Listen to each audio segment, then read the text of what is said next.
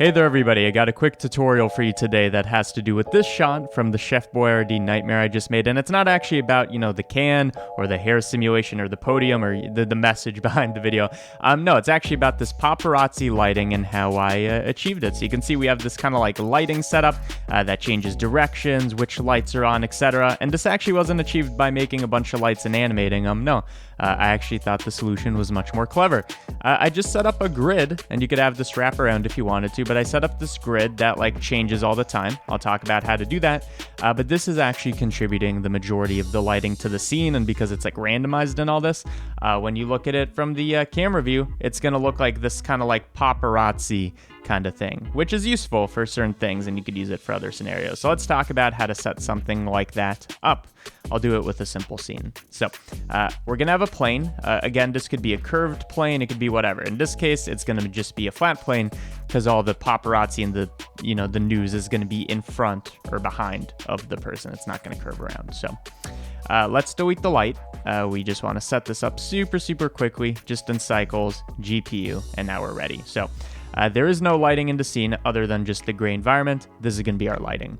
To set this up, it's all going to be material based. So let's give this thing a material that does the thing. I'm going to start off with a Voronoi texture, which might seem like a weird way to start. Like, how are you going to get, whatever.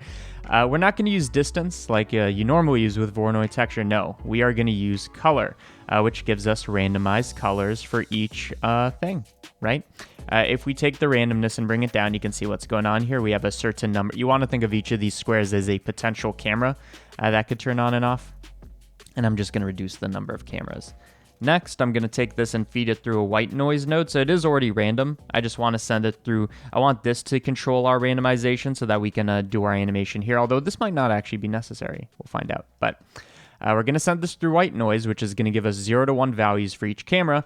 And I only want the cameras that are above some threshold, like let's say above. You don't want it to be 0.5. You want it to be a bit bigger so that not every camera's on. So every camera that goes above 0.8, which shouldn't be many of them, is going to actually be turned on. Okay? Take this, multiply it by, let's say, 100. This just makes it way brighter. As you can see now, it's actually illuminating our cube, but it looks the same here. And okay, so this is our setup, but it's not, changing or flickering or whatever when I click play. So all we have to do now is change our Voronoi to 4-dimensional. And now we move this W slider, and you can see we're getting this like randomized effect. In fact, we could type in hash frame, as you know I love, divided by 10. So this gives us the frame number, but 10 times slower. And you can see we now have this paparazzi thing. We could also slow it down.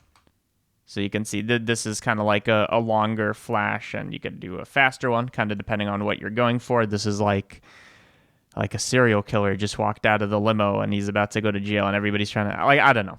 You could pick the number here. Now, do we need the white noise? It seems like the answer is no. So you can get rid of that. So it's actually just like a couple notes. One other thing to consider, you could use this with the color itself, not just the whiteness. So you could actually have colored flashes, but in this case, I assume you don't, want that. This was the basic setup. It really is simple. You just now put it behind a more interesting scene, like this Chef Boyardee thing, and it's going to look dynamic and much more realistic. So hopefully you learned something. Paparazzi, you know how to make it.